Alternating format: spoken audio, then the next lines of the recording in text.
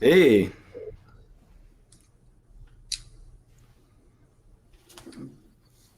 Let me see. I want to just double check and make sure this is working. right on.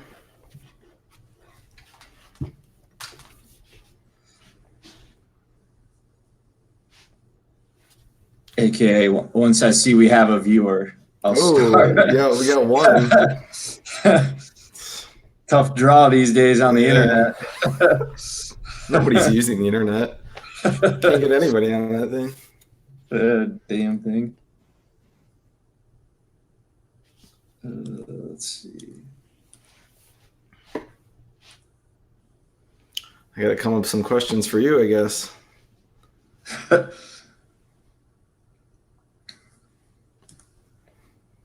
right. So I just went to my Facebook page and it looks like we're live. Just want to double check real quick. All right. We are live. Okay, good deal. All right. So this is definitely a most special Meet the Collaborators episode. It's the first one I've done live and on the internet. Usually it's in person. Nice. I'm So the first, thanks I for, guess, huh? yeah. Thanks for hopping on, bro. Yeah, Appreciate it. thanks, Wes. I want to just offer my appreciation for bringing me on your show and, letting me play some bass on your new track, Mind Quarantine. That's great. Yeah. Yeah, it was an honor to have you. Just to go back a little bit, with Mind Quarantine specifically, I had you in mind to do that like years ago. I first tracked a couple riffs in like the summer of 2018. And I always thought your bass tone and style of play would be like a good fit. So I'm glad it finally worked out and you crushed it. Cool. Thanks, man. So this was an idea that you had a few years ago, you're saying? Yeah. Just the So riff behind it. And yeah, I wrote the riffs for the chorus and verses in 2018. And when I was actually out in Oakland recording with Lyrics Born, nice. it was supposed to be 2 different days of recording. And we actually ended early. And then my brother Calvin, he lives out there. So I was there. That's right. Yeah. So I was there Friday through Tuesday, I think. And I was staying at Calvin's the whole time. And Nice. Friday was the session with Lyrics Born, but his manager said to plan to go back on Monday in case we need to do a follow-up or something. Okay. And we didn't. So Calvin got called out for a work trip on Sunday. So I was like, had nothing to do. So I hit up the dude at the studio and I was able to get in on a Sunday night session. Oh, nice. And that's where I tracked the riffs for the chorus, the verse, and part of the bridge. He had this. Okay. Have you ever played a Squire 6 by chance? No. What is that? It's fucking filthy. It's in between bass and electric guitar. It's basically it's like a guitar type thing? yeah. It's a Okay. it's a 6-string, but it's everything is an octave lower. Oh, is it like a baritone guitar? Is that what it is? Yeah, but a little lower than baritone. Okay. Yeah, I don't think I've ever actually played one before. Yeah, it's like I've seen them. Yeah, you can use a pick and it's pretty easy to do some riffs on it, but like the chunkiness and the tone was just so filthy. You're just so, feeling that dirt and just Yeah. like, I gotta lay down this disgusting riff. this grime. Yeah, right on. Yeah, I remember, back in the old days, our old band Shanghai Superstars, we used to always talk about nasty riffs and stuff because we all grew up on a lot of that new metal, kind of stuff, and riffs were king back then. It was all about the nastiest, sickest riff. I mean, if you didn't have the riffs, you were nobody in the business. Yeah, it was all about the riff, man.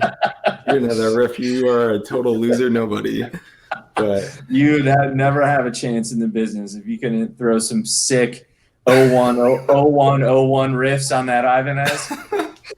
Yeah, for sure. It was all about the Ibanez guitar as well. I'm pretty sure everyone I know that played guitar or bass owned one in some shape or form. Those are the good old days. Yeah.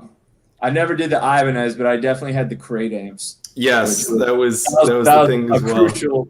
Yeah, a crucial component of Yeah, the starter kit. exactly. When I was younger, around 14, I was at the time I was playing more guitar. I didn't have a bass back then, like in early high school. So, but I was playing more electric guitar, and I didn't have an Ibanez guitar, but I did have a Crate amp.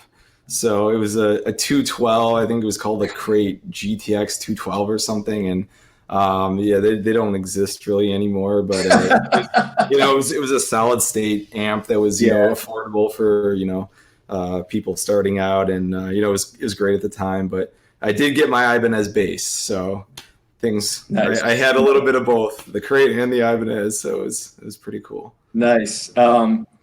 So yeah, it was great to have you on Mind Quarantine, and I want to go back a little bit too to just how you and I linked up and how we started in the first place. So yeah, for those watching or that will watch this video, Mark is actually an old bandmate of mine. After I went to college, I had moved to Chicago for a job, and it was pretty quick after a couple months of like the corporate life that I wanted to really get back into music. You didn't want to be in the rat race? Well, come on now. That's the dream. Yeah, right. And yeah, so I quickly realized I needed something else to balance that out. And I went on Craigslist like a lot of guys did back in the day, and Chicago's a big scene. So I found your band's post looking for guitars. Yeah, at the time we were, it was me and our other buddy Spoon on drums, and then our other friend TJ. Obviously, we didn't know Wes at the time, but it was us three, and we'd been playing for. I'd only been in there for maybe a year and a half or something like that, maybe even less, and we just wanted to fill out our sound a little bit, so we put out a Craigslist ad for guitarists, and we auditioned a few people, and just wasn't really jiving. Our sound was a little specific. It was kind of like rock, reggae, funky kind of music. Definitely inspired by 311 and the likes. And we just weren't getting any hits. And then Wes shows up and he plays the sickest riff ever. Well, I don't know if that's how it actually went down, but Wes showed up, and I think it was immediate attraction music wise. I think we all pretty much knew right away that it was a good fit for our sound, and it worked out really well at the time. Yeah, definitely, man. I remember when I saw the ad and I went to your guys' MySpace page. Probably MySpace, versus MySpace. That was probably towards the end of MySpace, but I remember hearing the demos or songs you had on there, and I was just like, this is my band, like for sure. Like, yeah. I was just like so shocked that I found,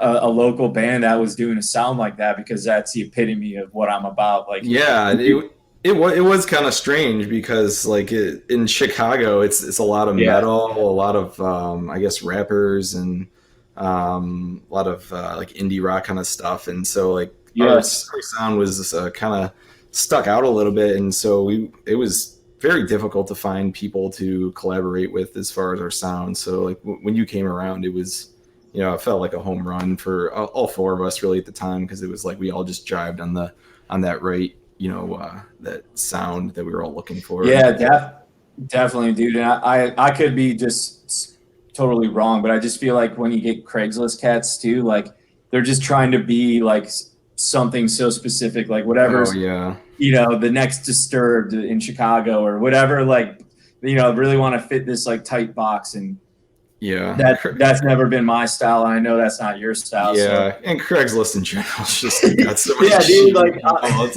hey, I mean, how many people do you interview and they say they're one thing and they show up and they can't even tune their guitar, and you're like, okay, dude, you just wasted you just wasted an afternoon of us. Thank you.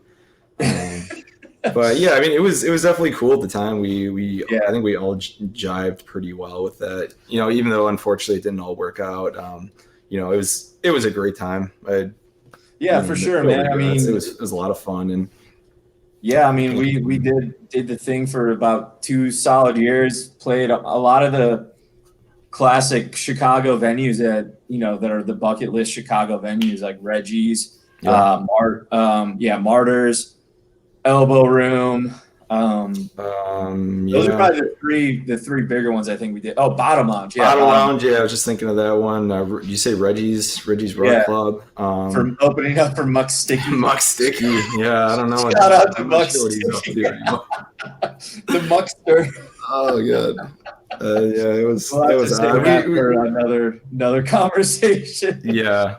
When you're playing in a band starting out though, like you open up for who you can. It's not like you get to pick and choose. Man. So it gets colorful, I guess, with some of the people you find yourself. Yeah, I mean, I got to credit like that whole experience though to really chopping my teeth into actually approaching music in a professional way, and that's something I learned a lot from you and Spoon and TJ for the beginning parts of the band, but just really like treating it like a full-time thing, which like you really have to do. And like you got me into the click track. I never played with the click before with you guys, so like doing practices like they were like 2-a-days, dude. Like we would run through our set like so many times in like the sweltering heat. I remember that. I mean, you gotta practice.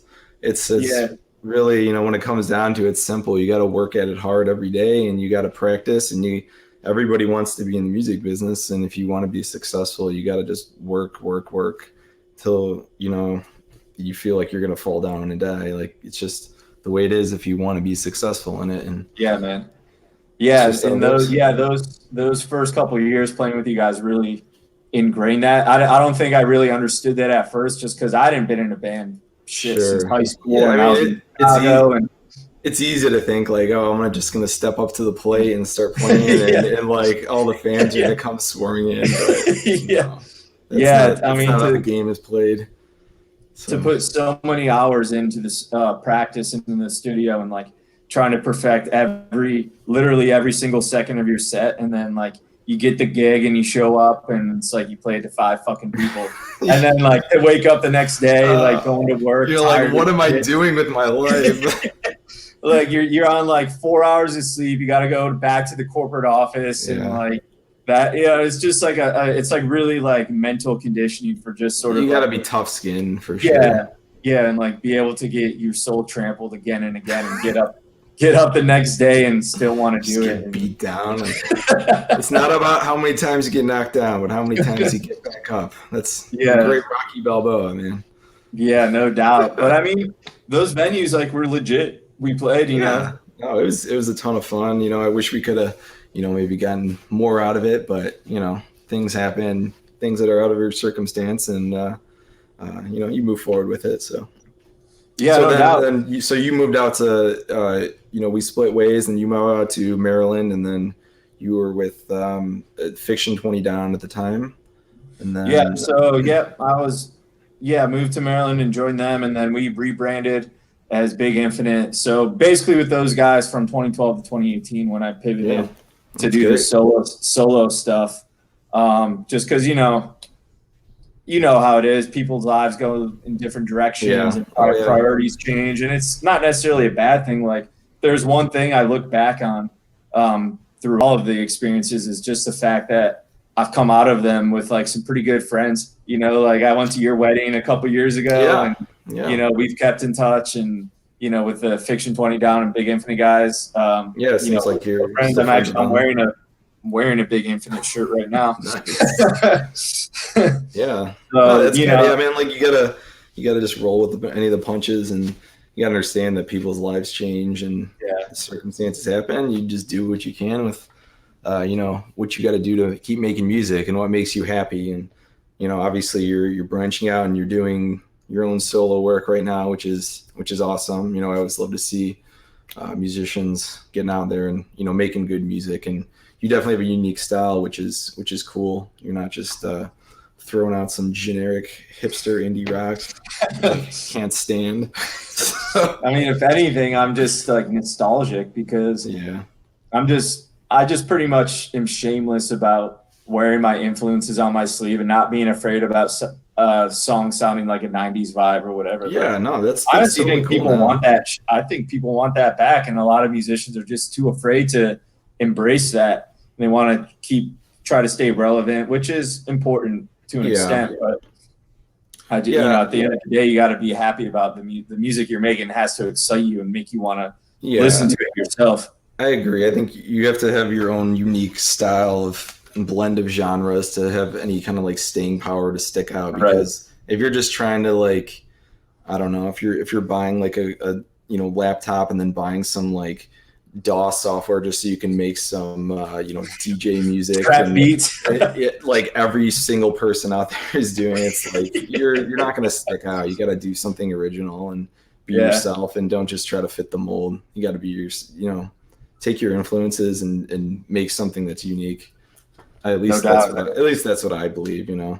Yeah, I mean, I have that same approach, which is probably why we've always, you know, written music so well together, because it's kind of like it always been like an anything goes attitude, you know, whether it's like a metal riff I want to develop or a reggae stuff. And I know from playing with you, you've always brought a lot of different stuff to the table, from like hard rock riffs to, you know, Jerry Garcia type melodic. Yeah. I'm kind of all over the place. You know, I'm as far as my like background, I really grew up on alternative music when I was, you know, maybe around 5th grade, middle school. A lot of alternative music was, you know, just playing on the radio, and that got me into a lot of bands, 311, and they always stuck with me. They always resonated really well with me. But then I also got into like industrial music, which is I love industrial music. It's not obviously the most popular kind of thing around anymore, but it's a really cool genre that you can do so much with, and it's kind of I don't know. I think it's a great style of music that's really cool. And then like in high school, I started to get into a lot of like classic rock stuff, just because 97.1 FM The Drive is a big station here in Chicago, and I think they like basically just started when I was in like a freshman in high school. So like I was just getting exposed to all these like awesome bands from the 60s and 70s, like you know, Beatles, Pink Floyd, Led Zeppelin, all, you know, all the just awesome classic rock bands, and I got big into that. And then, you know, I've also always loved reggae and vinyl records, and just so I've been all over the place. But I really just like anything that sounds cool and awesome and unique and fun all at the same time. Like if it's got a good groove, that's really big for me, and that's really what sticks out. And yeah, man, for sure. Couldn't agree more. I mean, it's like what were your big influences? Like you probably I mean, pretty similar to what you just said. I mean, got to give credit to the almighty 311. They're the reason I got into music in 1996. Awesome. So that kind of just before that, though, I was the youngest of 3. So I was kind of hip to like the alternative stations going on then. So like the grunge and like early punk, like or like early mainstream punk, like Offspring and Green Day. So I was big into them. And then like, the alternative, Pearl Jam, Stone Temple Pilots, Alice in Chains. And then my dad listened to like Beatles and Zeppelin, and Hendrix. So I kind of pulled from them. So like when I started doing lessons in the 90s, that was probably like more so studying like Jimmy Page and Hendrix. Those were the 2 guitarists I probably started studying, as far, you know, the music book I was following along with in my lessons. Yeah, you gotta like start and listen somewhere and start working on looking at other people's music and seeing like, how do they accomplish this? How do they do it? How I don't understand it. And it's a great way to learn. Yeah, learning the Purple Haze riff, you know, pretty standard. I think everyone learns that at some point. Yep, and then one day this band Limp Bizkit came out and changed my life forever. Limp Bizkit. I definitely liked them at the time. I don't think I ever really got into them like super huge, but I definitely went through that like new metal phase, like early high school. That was part of it, and like must have been like, you know, 8th grade, high school. Like new metal was really big, and everybody I knew like skateboarded and wore Jinko jeans and played the Ibanez guitars with the crates, and like, nobody was really good at it, but we all had fun, and but it was a unique time as well, because I don't know if Yeah, a lot of new metal's coming back anytime soon, but it was cool. It was great. I'm gonna try my damnedest because as you know, and we've talked about the guy that did drums on our song "My Quarantine," Tommy Sickles. He was the drummer of the band Nothing Face, who I've personally been a fan of probably since high school. Nice. 8th grade. Yeah, I saw Imagine this tour. There was Nothing Face opening, then Soulfly. Oh, nice. Yeah, I used to listen to Soulfly a long time ago, but I could barely remember at this point. It was a while ago, but that's cool. Yeah. Yeah, it was Nothing Face, Soulfly, Morbid Angel, and then Pantera. Okay. So it was a 4-band lineup, and I was fans of all those bands. Not so much Morbid Angel. Yeah, I wasn't quite into. I didn't quite understand death metal yet, but I never got into that myself. But. Yeah, I love Morbid Angel now. Okay. But back then I was more into like the melodic, simple riff styles of like Soulfly and Nothing Face, and then like 4 years ago, I started trying to branch out in Baltimore and like kind of do like hired gun type stuff, like studio work. So I actually got linked up with a project here that he was the drummer of. So that's how I got to know Tommy. And so we did a show together. That project didn't last too long, but we hit it off. And his little brother was actually in my fraternity at college. So really? Super small world. Just random, like dude, the smallest world ever.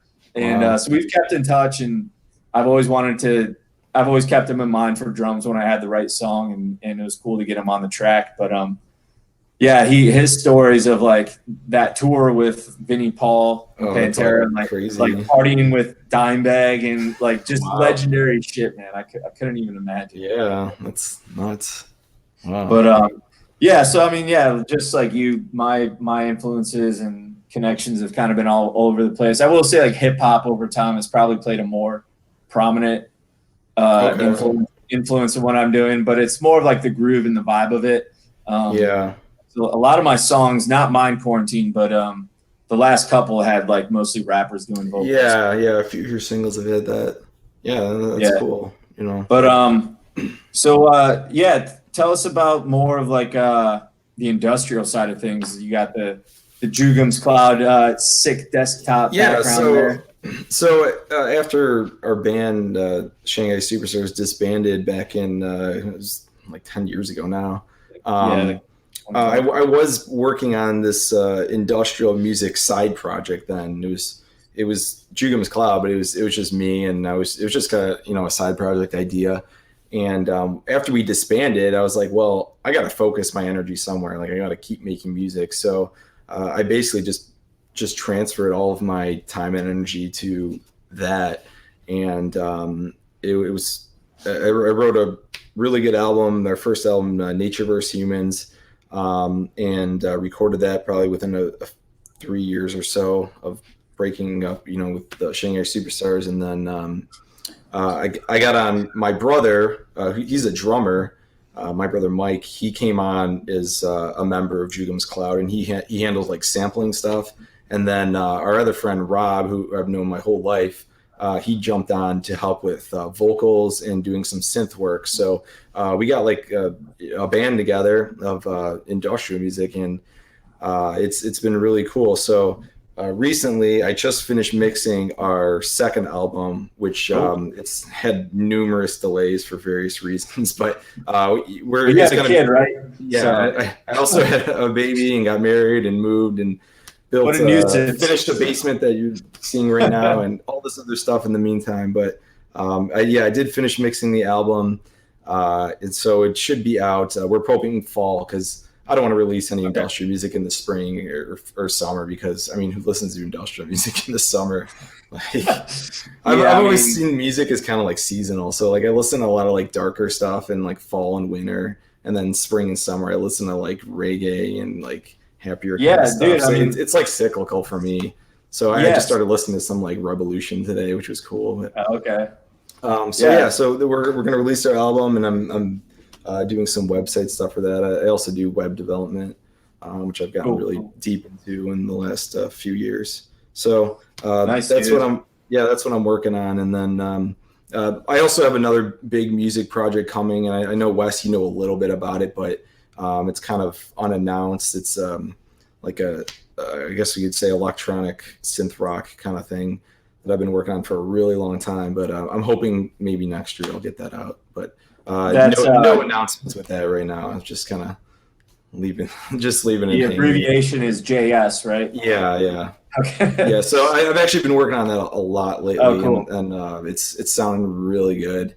Nice. I'm probably hoping to get Wes on at least one track to do some guitar with me. Cool. Yeah. Let me know, man. I'm definitely I'm through the. I was gonna say I'm thinking about finding the right track for you as I'm going through the songs, but it'll probably be like a 12-track album or something like that.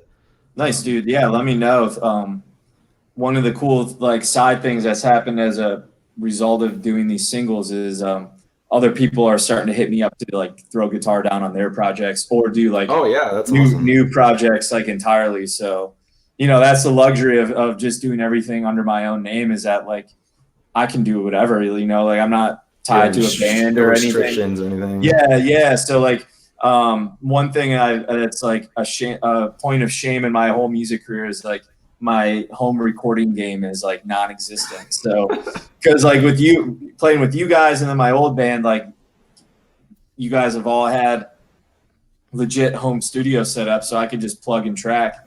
And now that I'm on my own, so I still prefer to go to a studio, and I have a guy here in Baltimore that's produced all my songs and engineers it and stuff, which I will prefer to do as often as possible. But if you have a guy and that's what you like to do. But I still pay hourly for that. So if I'm doing stuff for other people's projects or new projects, I don't feel as motivated to throw down $60 an hour at a studio for a project that's not mine necessarily. So I'm been shopping for a good audio interface, and I got a couple DAWs here on my laptop, and I've been watching YouTube tutorials. Yeah. So my goal is to just record basic scratch guitar tracks, and I think if I can do that, I'll be able to branch out and do more projects, hop on with you whenever, and just record. Yeah, absolutely. I mean, you got a couple options with there. You could recording guitar isn't super difficult. Really, you need a $100-$200 microphone and try to control your acoustics a little bit, put it in front of the amp. Your other option is a digital interface or something that just goes direct into your recording interface, like a virtual guitar cabinet kind of thing. So that's what I was thinking about, trying. That way you don't have to worry about microphones or anything. It'll just emulate a cabinet and stuff for you. But it's up to you for sure. But if you're getting started with that kind of stuff, there's definitely options. And let me know if you're shopping around. I'll probably pick your brain on that. Yeah. So I wanted to ask too, have you ever done collaborations like you did on Mind Quarantine before? No. Nobody's ever asked me to do anything. Hell yeah. No, it's cool. I really appreciated that, because I think it was a nice gesture to, and let me be involved with your project, which was awesome. But no, I haven't really done anything else for anybody else. I've really been focused on my own stuff. Jugem's Cloud takes up a ton of time, and just because I do a lot of the stuff. I do probably 85% or more of the work behind it. So it's a lot to record, write the songs, program all the parts, and then mix everything. I have a studio here that I build with, acoustics and monitors and stuff. So it's a lot of work and very time consuming, but so for whatever reason, I tend to stick to that, because I feel like that's what I'm excellent at. But I'm certainly open to other collaborations with other people if anybody's interested, so. I would recommend you. Thank you. I'll recommend if anybody needs guitar, I'm gonna throw your name out there. Yeah. So what kind of pedal board were you running through on Mind Quarantine for those out there? Because the tone you got was pretty gnarly. So I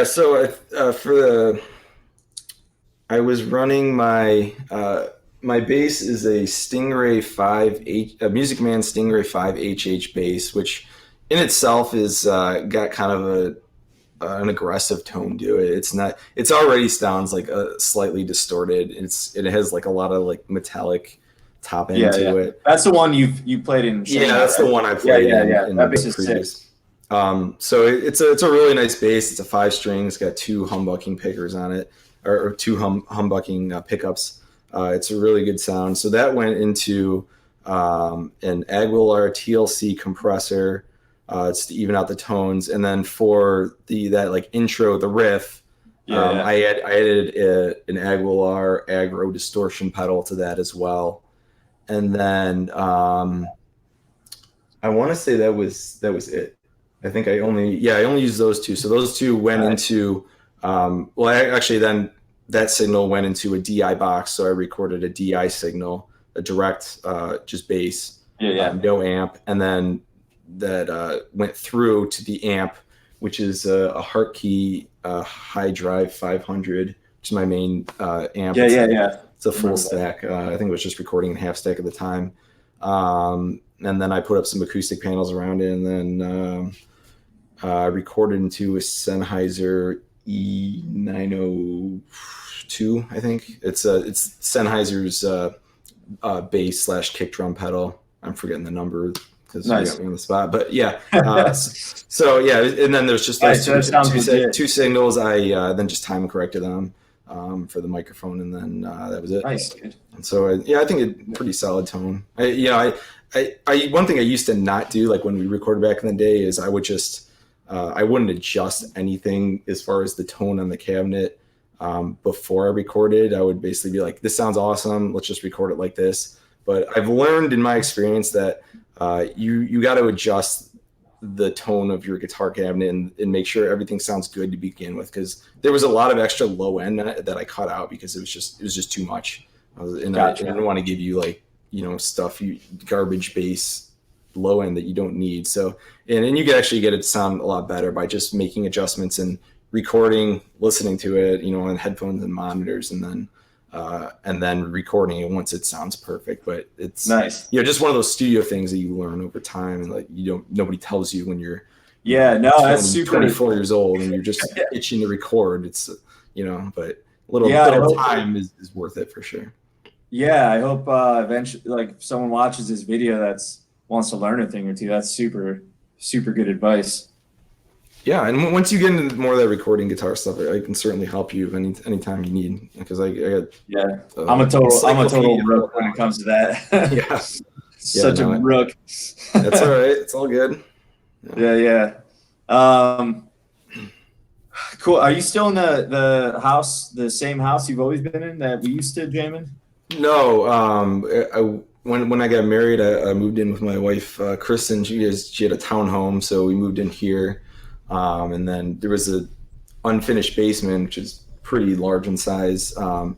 So she's like, if you want to finish it, go for it. I was like, yeah, of course. So I spent 2 years finishing it, 2 years too long probably, but it turned out really well, and I built like a little studio space for myself, and it's really nice down here. So looks sick from what I can see.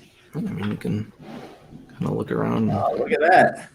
Got my guitars on there, and there's a Hartkey. Nice. Definitely can't complain. Dude, the basement in your old house was sick with the view of the Rockies. That was the most ridiculous thing ever. So yeah, for any of you that don't know, which is I'm sure is all of you,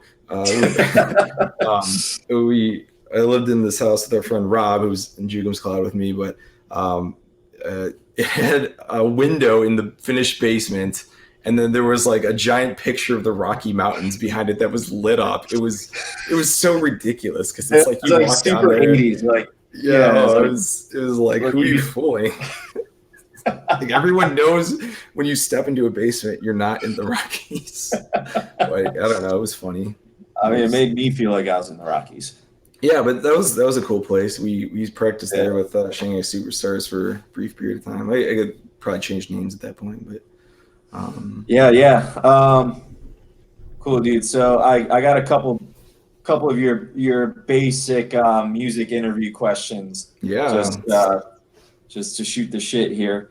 Um, what is one of your favorite musical artists that people would be shocked to hear? Any guilty pleasures? I know you I don't know if earlier in the there's. talk. Yeah. Go ahead. What were you gonna say? I was going to say earlier in the talk, you definitely rattled off a pretty good list of specific musicians and also genres, but I was curious if there's Yeah. I don't know if there's like. I like don't know if there's a one guilty like. pleasure. I don't know if there's any like one or two particular artists that I have like blown me away recently, but I am kind of all over the place. And one thing I've always loved is '80s music, like just '80s Okay. like synth pop kind of stuff. Like that's kind Nice. of my guilty pleasure. Like when I want to feel good, I put on just some like feel good '80s music, and it just it kind of brings me back to my childhood and makes me feel good. So I guess that's kind of Yeah, there. totally. And then Here, yeah, and like industrial music in general, people like don't probably see me as an industrial music kind of person, but there's a lot of industrial bands that I really like Skinny Puppy and KMFDM and Frontline Assembly. Some of that stuff used to be on the radio like a long time ago, but yeah, I remember Skinny Puppy and yeah, you KMF. may have heard of them. Yeah, Um, yeah, that's pretty much like the big ones. And then like classic rock, like I love a lot of it. Not I wouldn't say I love every bit of it, but most artists, like if I put on a classic rock station, I love it. So nice, dude. So talking about industrial and also from living in Chicago and enduring those winters, like I gotta think there has to be an industrial scene in Chicago. Like, is there? yeah, there is a little bit. There's a few artists and that are around that I kind of know of. Uh, yeah, I mean, it still exists. Like, there's still a lot of like hardcore fans. There is an industrial fest at the Metro every year, which is awesome. Oh, really? Called Cold Waves, and yeah, like people come from around the country to go see that every year. That's in Oh, nice. it's in September, I believe, of every year. So I've been to that a few times, and that's really cool. Like, because it's cool, like you run into people that you see like once a year and kind of know. And, Yeah. that's kind of fun. Maybe Jugem's Cloud can get on one and perform. Yeah, we're trying. We just Yeah. we got setbacks and stuff that, but hopefully with this album we can maybe play a live show. Yeah, maybe. But yeah, but yeah, with the virus and everything, like who knows what's happening right now? It's so I don't think anything's gonna open up for live shows until past next winter probably. Yeah, no, Probably like I a year feel from you, now. man. Like, Until there's a what's it called, vaccines. the vaccine that comes out. Yeah, it's gonna be tough. Yeah, I feel you, man. Like, I just started playing live again.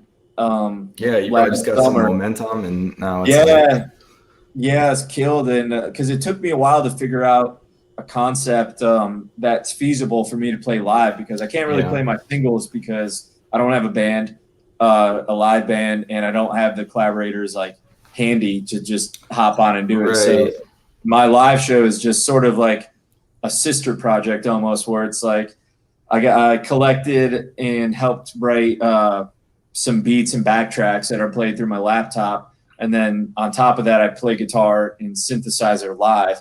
And then for some shows, I got some buddies that play percussion and rap. So I'll get some live. You got like your former drummer. Andre. Yeah. But I've done shows by myself too. But it's worked so far. Like I've got some good gigs. But yeah, it's just kind of that's awesome. It's like everything deflated now because you can't have a live show right now. It's impossible. And then if you even tried to do it, like it'd be a PR nightmare for yourself. Like, why are you spreading the virus and do a live show? Like, everyone's doing streaming, and like honestly, I would have never thought to even do this in the first place unless we had the virus. Like, I probably would have just waited until I went to Chicago or something. So I think there are a lot of new ways bands and artists and businesses even are finding ways to reach their audience, and I think that's a good thing. Yeah, Like, this will be innovative, I think, for everyone in the end. Yeah, I mean, obviously, you know, getting back to the live show and being able to see people face to face and in person is going to be way better. Right. But, yeah. I mean, nothing beats the live show, but you know, you got to work with what you can, and you know, I think if you can do some streaming stuff, that's awesome. Yeah, no doubt. So speaking of the live stuff, what is the best live show experience you've ever had? Oh, 311 for sure. Like without a doubt. Like I've seen them. Yeah, I mean, we've seen them a couple times. I don't know. I mean, maybe it's biased, maybe it's not, but like they just put on like such an incredible show, and it's like the same 5 guys that have been doing it for, you know, what 30 years now. 30 years now, and like they just put on such a high energy, fun show with just awesome songs and just so much fun. Like I don't know, nothing beats it. I've seen good, there's plenty of good bands out there, but I think they're just kind of like a level above a lot of them. Yep. So, obviously not like everyone's favorite band in the world, but you know, they have a certain audience and a certain style. It's just really cool. Always resonated with me. Yeah, for sure, man. I remember what was it, back when I was in Chicago, it was Charter One Pavilion. Is that yeah, it's I don't know what it's shockingly called now, it's changed names several times. I don't know. It's been like such an organic. Yeah, it's been like 3 different bank names. I think it's like Huntington Bank Pavilion now, but I don't know. And it's probably gonna be something I thought that was such an organic and soulful name. It just that's so 2004. But I remember the couple of shows I saw there of 311 were with you and Spoon and whoever else. And that venue is just that venue. It's still the best venue I've ever been to. I finally caught a Red Rock show a couple summers ago, but nice. So I would say that takes the cake, but Charter One's got to be up there with my favorite venues in the country. Yeah. Anybody watching that's not familiar with it, it's a venue on the lakefront of Chicago, right in front of like several of the big museums there, and it's just surrounded by water. It's like a peninsula, really. And it's just a huge outdoor stage pavilion on there, and it's just amazing. Like in the summer, it's just warm. Great music, and it's got really good sound too. So the sound's great. If you get a good summer night, you can feel the breeze from Lake Michigan coming. That's awesome. From behind, and then behind the stage, you can see the skyline of Chicago. That too. It's really just like unreal, man. Yeah, I agree.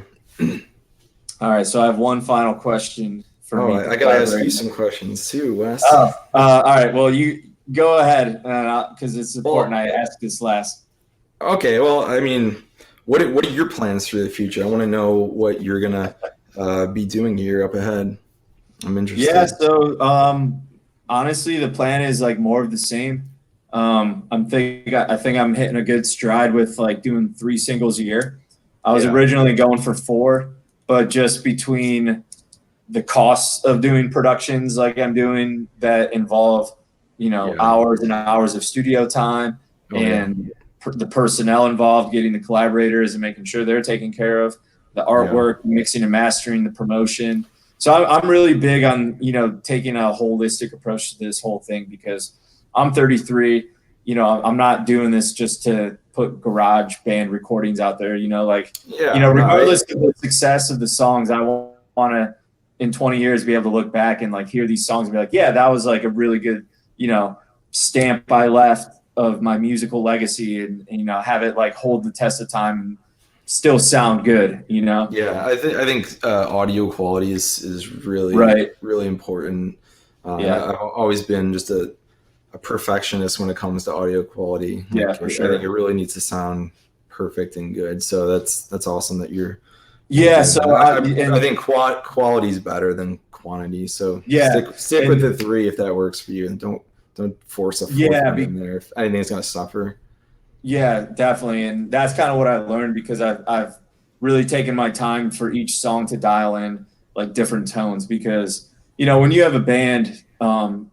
For the most part, you kind of live in a pretty small circle of tones that you have because that's the band sound. That's sort of the signature sound you want to be known for. But when you're doing singles, whether you're just a solo artist like me or just a singer-songwriter, like you don't have to live within that circle. So doing songs like I'm doing that take on different collaborations and different genres, I want to make sure my tones are appropriate, that like fit the vibe.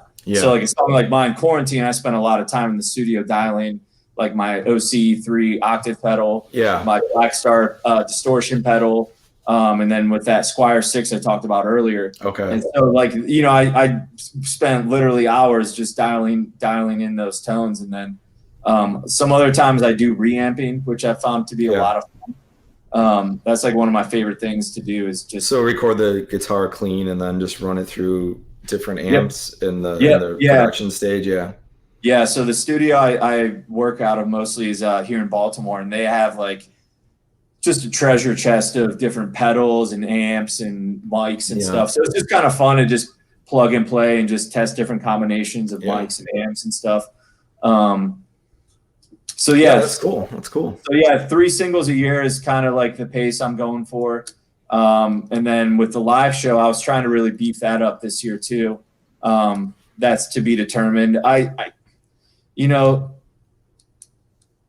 a lot of musicians can make a living not just doing the production stuff, but like I don't know, it's just in my blood to want to play. Even if it means I'm promoting my ass off for a month to play to 10 people. Like I still just feel like, I don't know, like you got to earn your stripes still, like no matter what age you are, how good your singles are. Like I feel like to really gain the friendship and respect of like other artists that are crushing it and making a good living, you gotta be in the trenches with them a little bit, I think. So I agree 100%. I think like if you're a real musician, then you should still be able to play in a live situation. Like there's a difference between tracking, you know, one track at a time in a controlled studio environment, and then being able to play and replicate that well in front of a stage. It's like a very visceral, organic experience, and it's I really think that like you got to be able to do even both, really. But like the live setting is something special. I think it's kind of reserved for the musician, and if you ever experienced it, like playing in front of people, it's definitely like a special, unique feeling that you know, just can't be replicated anywhere else. Like the studio, I love my studio, don't get me wrong, but like playing live is like a completely different thing, and it's man, incredible. Like, but whether it'll happen for me again, I don't know. Man, like after I knocked out the first 2 singles with the solo project, I was like, I could just do this. Like this is a good balance. Like I still have a job here, so like I was like, this is a good like work-life balance. But like it wasn't long until I was like, I got to play again. And so I took about a year to develop the live set, just collecting beats. Some I recorded myself in a studio with a producer, and others I just got off of like producer friends of mine, and then like arranging instrumental sections to play to do the live aspect of it. So it's like a hybrid instrumental DJ set. So it's like some people are doing it, but I think it's sort of unique. So I hope that I can play that to my advantage, but it's still so young. I just played my first show doing that type of set last summer, so I haven't really had a chance to like really like grind it out. Like I did like a short tour in Ohio last summer, and then I did a show with Lost Delarians last fall, who's S.A. Martinez. From 311 side project, and that was like unreal. And then, pretty awesome. Wait, so you opened up for them? Was that right? I was direct support.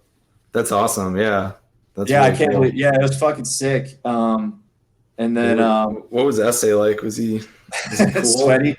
He's always sweaty.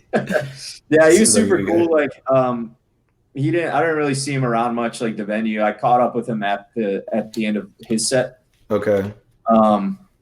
Talked briefly, got a picture. But super cool dude. I mean, all those guys, you know, like Peanut, they just ooze that Midwestern vibe, you know. Just like just still seem like the same dudes that they've always been. And that's cool. Nobody likes a rock star with ego. Dude, like you don't make it, you don't last long being like a dick. Like if you're if you're a slime ball, like your fans are the ones that are paying your bills. Like, don't be a jerk to them.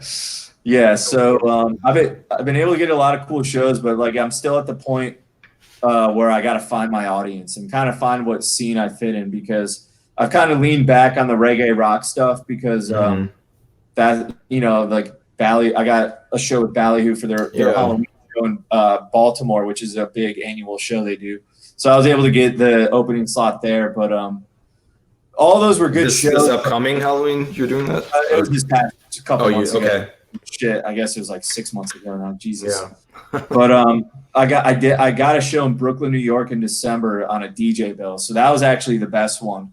Okay. So that you think that jived best for you? Yeah, I think like the jammy EDM scene is like where I'm gonna do the best. Okay. So I was like pretty nervous going into it because these were some like pretty legit DJs.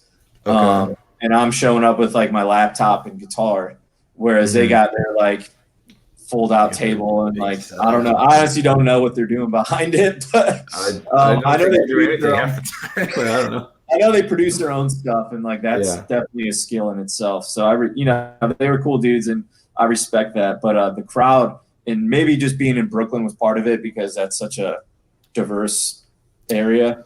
Yeah. But that crowd just like loved it, and like there was like over 100 people in the room, and that's awesome. Now they opened up the show at midnight, and it was like a really late show, but like people were there, and that was really encouraging. So I'm trying to get more into that scene, and so you know, like anything, that might be a good fit for you if you know you think it's gonna gel, like the genres I'm covering are like veering towards that, like just finding a good balance of where I can write some cool guitar parts and some synth lines, and also make it sound like a big sound in a live setting. So that's where like the production and the beats come into it. But like the lo-fi hip hop mixed with like some jazzy guitar riffs and like some like real bass heavy like reggae backtracks and stuff like that. So we'll see. You know, I was it's one of those things where I'm gonna put my best effort into like getting into that scene or any scene and getting good shows. But at a certain point where I feel like it's hurting my like mindset, I cut it off. Because like if it's slighting on your style or something, and it's just not you anymore, then you know what's the point. But I mean, if you can if you can get something going with that, you know, absolutely try to do it. Yeah. If it doesn't work, you know how it is. Like just trying to book shows, like it's just you could spend hours and hours and hours and get no responses. It's just like, at what point do you like put that effort into something you know you're going to get something out of, like writing a new song or, you know, working on your website or, you know, something a little more tangible. So I'm very mindful of that just because, I don't know, I just feel like life's too short to write emails that never get responded and like try. Exactly. Like, you got to focus your energy on something that matters. Yeah. And it's like, not to say I don't try. Like I dedicate a lot of time to doing it, but like I'm also just old enough now to be mindful of when it's taxing on my overall well-being. And then once it hits that point, that's going to make me less motivated to want to get back in the studio to write songs. It just has a trickle down effect. So exactly. It can be demotivating too when you're just not getting any, you know, emails back, and it's like I'm wasting all this time. But I mean, I think a really hard part about the music industry is trying to balance out the music part with like all the business stuff, because it's like I feel like I spend so much time doing like the business stuff, and I still get like nothing accomplished. And then, you know, exactly, dude. You gotta do your actual music stuff, and it's like, you know, where do you draw the line between the two? You got to do both, and it's frustrating at times for sure. You know, it's hard to build an audience, and I don't know. It's it's what everyone's different, but like I think you hit the nail on the head. It's like you have to be, and I think the benefit of still doing a pursuit in music into your 30s and as you get older is just you're a little bit more attuned to like your own thoughts and like well-being. So like you kind of know where to draw those lines when it's like, all right, like I got to put down the business side or whatever thing I'm focusing on and just give it a break, you know, just go back to practicing bass and, you know, whatever, just jam out music and like kind of just, it's easy to fall away from like one or the other. Like you could easily just get sucked into playing scales or something on your guitar for hours on end, and then or for weeks on end, and then you neglect any sort of social media stuff you should be doing, and stuff like that. It's just like I mean, a lot of times I'm like, I don't want to do any social media stuff. Like I just don't want to do it. So I want to work in the studio, and I end up just working a ton down here and then doing no social media. And it's, I'm aware of my weak points, like as a musician, but it's just being able to endorse myself and finding that balance. And I don't know, I guess for me, just being it all under my own name, kind of like, I feel like it puts me on the hook. Like I'm more responsible about that stuff, because when you're in a band, it's kind of like you have the band accounts. So it's not necessarily just your face going everywhere. It's like, you got like a barrier in front of you. So you're like one step removed. So you don't feel as like responsible to really like put yourself out there as much, whereas it's just me. So like, but I'm just finding new ways to do both that is enjoyable. So like I'm trying to get more into like playing like riff videos, and just, I got a GoPro camera, so it just literally takes me like up to no more than 20 minutes to set up my GoPro. Have a new riff I'm working on. I just want to show it off and just be like, it's a new riff I'm working on. And that's awesome. And that's probably the future, the way a lot of things are going, especially now with the virus. Like, I think it's important to be posting content consistently of you like playing or doing something music related. And it seems like, anybody that's successful doing that now is doing that. And I haven't done that. But I should follow your example, and just like, because I play a ton of stuff all the time, but like I never broadcast any of it. I mean, it's like you're doing this stuff anyways, so just take an extra 20 minutes, get your GoPro. It's going to be good video quality. You can put some filters so it looks a little better, but like it doesn't have to be fancy. Like just a rough idea. But I tend to overthink that stuff. I feel like I need to like bring it all into an editing program, and then like do the crossfades, and then like add all these like glitchy filters to make it look. It's like, I don't need to do any of that. I mean, if anybody even watches. Well, that's kind of like something like I go back on forth on too, because like, I take audio quality and just quality in general like pretty seriously.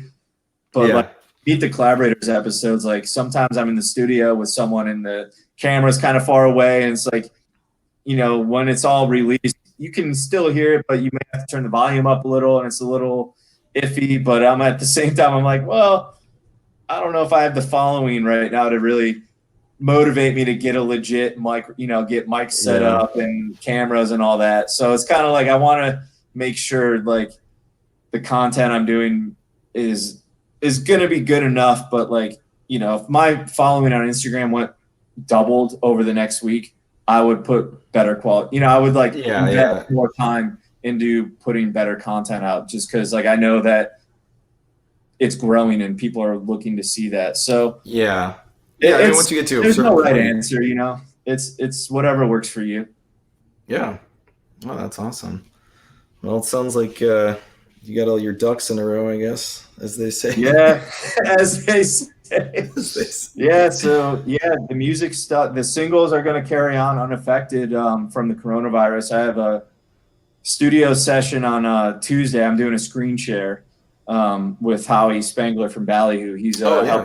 He's co-producing the single I'm going to put out this summer. So that's awesome. Is he contributing as well, or just producing? Just producing on this one so far.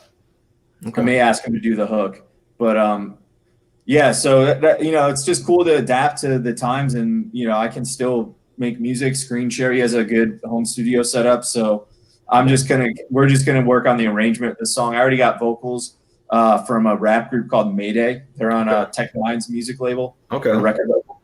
So I got the vocals, I got most of the instrumentals. It's kind of like a dubstep reggae. It's like a summer vibe. So going to be able to get that out this summer, hopefully. And then, whenever booking shows resumes, I'll try to get back out there. But, it's going to be tough, but it's good that you're adapting with the video stuff, because I think that's going to be, for now at least, that's going to be what's going to rule, because I don't think live stuff's opening anytime soon, but got to be prepared, I guess. Yeah, and it's like the bands that are thriving the most in this environment are the ones that have been doing that already. So just in general, diversifying your whole like marketing approach, like Exactly. testing out different types of content like video and audio and just graphics or whatever, and just experimenting with what resonates most with your followers or whatever, what gets the best engagement.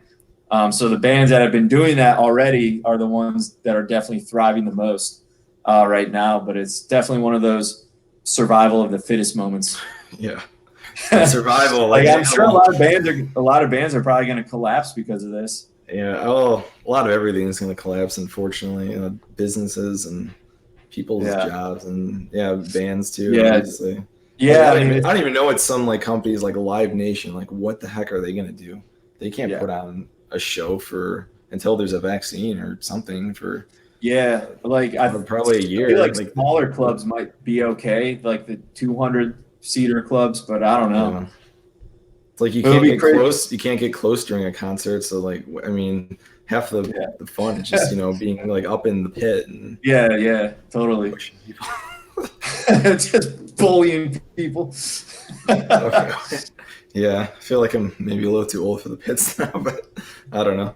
I might jump in there every once in a while with my kid. Yeah, man. Well, I went with some friends to 311 Day in March, right before everything shut down, and I was like, I mean, if I got coronavirus, like right when it was starting there too, because I remember I texted you or something, and I was like, "Don't get infected." You're like, "Don't even joke about that right now." It sounded pretty serious. Well, like day one, March, which was the actual March 11th day, no one was really, it wasn't really at the forefront of stuff. Day two was like, all right, seems to be getting worse, and then day three, Trump declared a national emergency. Restaurants and the casino are closing. Clubs are closing. Jeez. People are starting to fly home early. It's just like, shit. Like, is this for real? And then the show went on. I think it had to have been one of the only major live events in the country that happened. And like our mindset was like, well, we've already been here 2 days, and if we got anything, A, we probably already have it, and B, if we're giving it to someone, we're going to give it to someone that already has it too, because we're going to, think about it. You have 3 nights in a row of a 5,000 capacity venue from people coming in from all 50 states in like 12 countries, sweating, pushing each other, breathing, passing joints around, like for 3 nights in a row. Like you literally can't have a worse formula in the middle of a viral outbreak. So true. Like a petri dish. Yes. So I was like, if the damage, damage was already done before night 3. So. Right. Yeah. I might as well enjoy the last. Yeah. I was like, well, if the life is good, if like everything's shut down indefinitely after this, like I want to go out with a bang. So that's what we did. And I felt fine. I felt a little feverish after the fact, but I could have just been alcohol detox. So I don't know. We'll see. Yeah. It's hard to tell, but all right. I got one last question. Absolutely. If you were a snake, what kind of snake would you be? What kind of question is that? It's a great question, is what it is. I don't know, man. Like, do I want to hide like in the bushes and then jump out? Are you like a boa? Are you like a boa? What's that? Are you like a boa? Or are you kind of like like a diamondback? Oh man, that's a tough question. Because I feel like that would be like one of those like swamp ones, like a boa constrictor or something. Conda? Yeah, I don't know. Not like the big ones, not like the gigantic ones. What are the ones that are like invading Florida? The pythons. Yeah, the pythons. Pythons are okay. Strong, mighty, and docile. Yeah, I'd swim through the water and then go out and wrap around some branches. Yeah. What would your snake of choice be, Wes? Yeah, that's a good question. I mean, they're all awesome. Like you got I know. You got the ones like on Snake Island off the coast of Brazil that like hang in the trees and like drop down. Oh man! Please tell me you've heard of Snake Island. I think I was born there. You probably were. So I shed my first skin. Yeah. I like those green vipers that are like those totally disguised. Yeah. Hiding in the bushes and such. Just waiting to attack. Shedding their skin occasionally.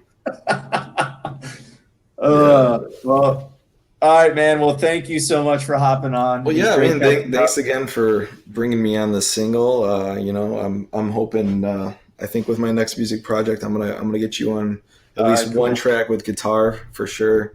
And I think it'll be a good one for you. Nice. I got a good album of songs coming, so that'll probably be 2021. Cool. So everyone can check out Jugem's Cloud. In the meantime, for some industrial vibes coming straight out of the dungeons in Chicago. Yeah, that's right. Right on, man. Thanks again for having me on. So, all right, bro. Peace. All right. Talk to you soon. See you later.